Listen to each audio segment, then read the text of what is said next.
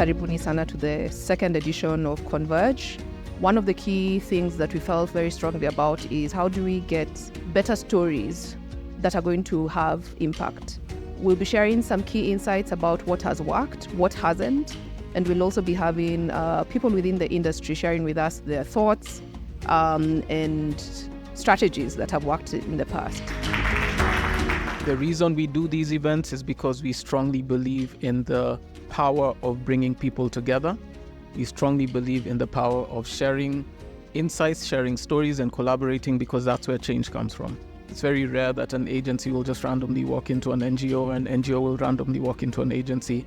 So we try to make this that random space where we can connect and have a human conversation about things that matter to us. I want to focus on the catalyst because what I've realized is that that's probably the area of tension that exists the most, that is not addressed on our end, from being the agencies that work with you and the teams that provide the strategies, and on your end in terms of the results that you expect and what you don't see. Digitization has kind of made us all feel like we can do everything, which is not true.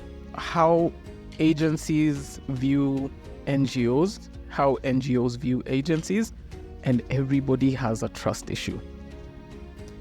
That trust issue, I've actually talked to someone about that trust issue today. So there's a very real gap there where you don't think that this work will get done, and then they don't think that you will appreciate the work that they do. And then you end up in this space where none of you are doing what needs to be done because,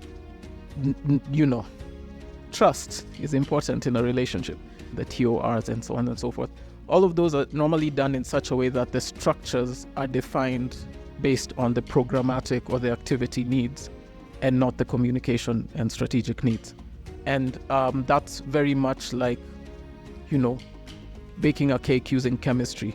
We've skipped past doing strategy and we've gone straight into execution. We are talking about tactics, and there's a specific way we have to talk about those tactics. The problem with that, again, is that we're saying, does this make sense to us? Not does this make sense to the people we're talking to?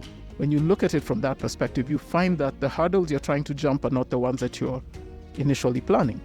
Reach should not be a KPI, but it is.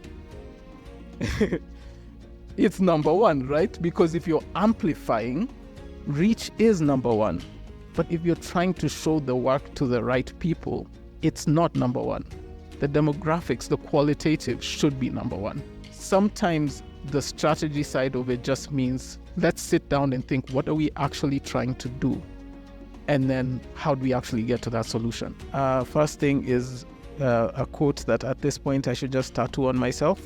Not everything that counts can be counted, and not everything that can be counted counts.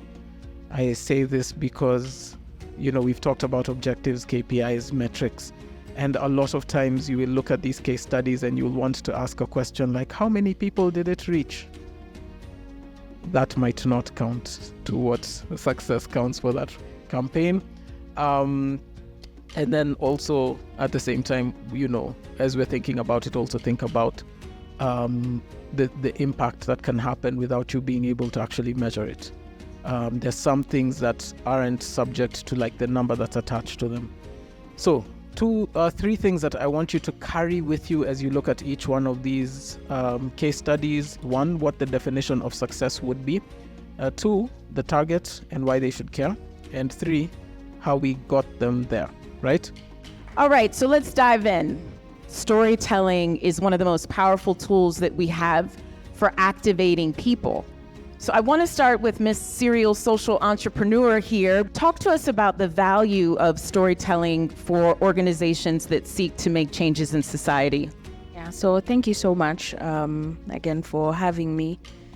I think for me, and what I have learned, I think over the years doing the work that I do, is that storytelling makes what we're trying to do, the work that we're trying to do, the change that we're trying to drive, relatable to the people that we're speaking to. So I think the case in point, and I think I can share an example of endometriosis, right? It's a mouthful.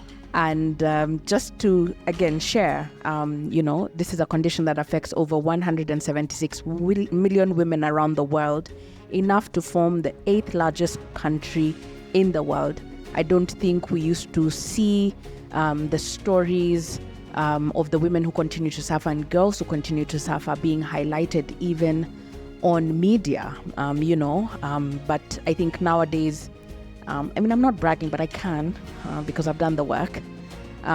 We get now calls to be on panels like this, for example, to just talk about like the impact that we've made. And, now even the fact that I sit on the World Endometriosis Organization Steering Committee representing Africa and the voices of, the different advocacy organizations that are doing work to raise awareness about this condition is evidence of the power of storytelling.